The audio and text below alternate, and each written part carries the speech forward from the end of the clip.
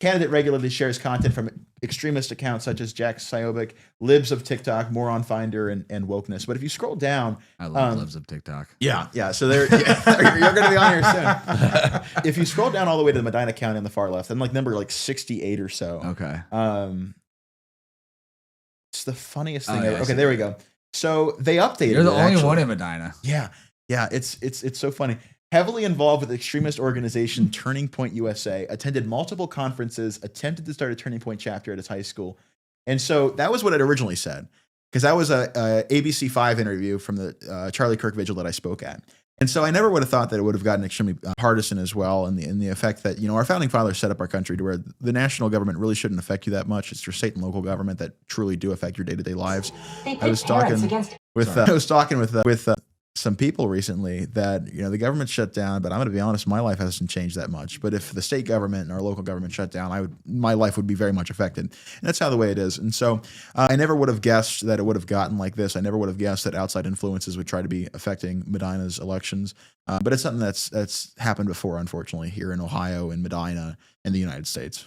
All right. So we're going to talk about this real quick for those who are not here in Medina, Ohio, or even those who are that aren't aware of this, obviously, when you get into these podcasts and you start to have guests come on and start talking about who you're going to have on, you have to do a little bit of research. You have to start, watching social media, kind of just getting an idea. And then obviously, I think for about 3 or 4 weeks, I've been following your accounts and just kind of seeing what's out there. And I saw a video that you had recently done. And I should have pulled that video up. But do you have that video, by the way, James? The video that he did in response to this? I think it's currently, it got taken off of Facebook. We had to take it down for a second. But I just...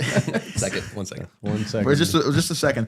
We do have it on a hard drive, but unfortunately not here. All right, no worries. Okay, but basically during this thing, you just announced that, you just brought up the fact that you were surprised, I think, that there was an actual ad taken out that showed on Netflix. Is that right? Yeah, so I get an email. I'm at the university dining hall and I'm having lunch, and I get an email from a constituent who I've never met before saying, "Hey, I've never met you before, but I just saw a television ad saying that we shouldn't vote for you." And they were attacking you, and they said that the money must be coming from somewhere. And this means that you're probably the candidate that we'd like to support. Can I get a yard sign? And so I see this, and I'm like, awesome. I'm like trying to figure out, where is this advertisement? I couldn't find anything. Yeah, so he saw it on cable television. I think it's being maybe carried through like Armstrong or whatever. But other individuals, I think perhaps on this clip that we have up here, it was on like Netflix and other streaming platforms. And so the people that are paying for this have to be paying a decent amount of money. And I think it's at least 2 times as much as we're paying for our campaign itself. It's absolutely crazy. All right, so we've got this video. Forgive me, it's I'm trying to blow it up here. Hold on a second here. All right, and we're gonna play this. This was taken from somebody's house. I'm presuming like they on their TV. So this is the best quality. But here we go. They pit parents against educators to expand unaccountable private school vouchers and cut funding. Aidan Haggard is wrong for our schools. Oh, dude. I was personally disappointed because like I have a sad excuse of a beard, but at least I have one. In this photo, it's like it's me. I think I was my like sophomore year of high school at like the county library or something like that. I think they probably took it from like my Instagram or whatever. But like nothing about this campaign against me was unique. I mean, first of all, we made the video basically saying, hey, I'm here. I want to help our students. I want to help our taxpayers. I'm not here to divide anybody. But these people are making these claims that are not based in fact. Here's what I'm actually running on, because we want to keep a positive campaign. Yeah. And so I finally got this, and I was at first, humored by it, because I was like, what is this? None of it's applicable to me. My formal stance on school vouchers is that we as a public school district should be making our public schools so amazing and so great that people wouldn't want to go to other schools. I think we should build ourselves up instead of trying to tear others down. But, we definitely made no formal statements about that, but that is my formal opinion. But I see that, the whole thing pitting parents against teachers, it's completely not based in fact. And it turns out that they're actually using the exact same ad with the exact same, what sounds like AI voice. Yeah, it's definitely AI. It's absolutely crazy. They use they don't even use he. So they're just very, very lazy with this. But they use it for like 20 candidates across Ohio, if not more. So who is it that's behind this? Did you get to that? Did you guys figure that out? And Yeah. he's looking over. Well, He's I got mean, his campaign manager here with him. He's only got so many opponents. Like, how many people are running against you? But So- it doesn't have to be the opponent. I'm assuming it could be. Well, who else would benefit if he loses? It could be a larger group. side. Is what I'm not saying you're thinking about who done it. I'm talking about who benefits from it. Sure, like sure. there's how many people are running against you? There's 4 of us running for 3 seats. So as long as I'm not last place, I win. So I'm surprised that like the loco focos of the Democratic Party weren't like, what if we make signs that said anybody but Aidan, and then just did that. And then automatically they would win. Right. You know, I could say that now because I don't think they can order yard signs quick enough for the election. But like, I just, you know, if they would have done that, it would have been something else. But those who benefit from it are the 3 leftist Democratic people who are running against me. And so as to regards of who paid for it, we have been looking into the campaign finance reports of these people. They're the niftiest things ever. We found out that it was a treasurer for hire out of a Democratic. Basically, he was a Democratic treasurer for hire. Whenever you start what's called a political action committee, a PAC, a PCE, or whatever it is, you have to have a treasurer to be the person who facilitates all the paperwork for that.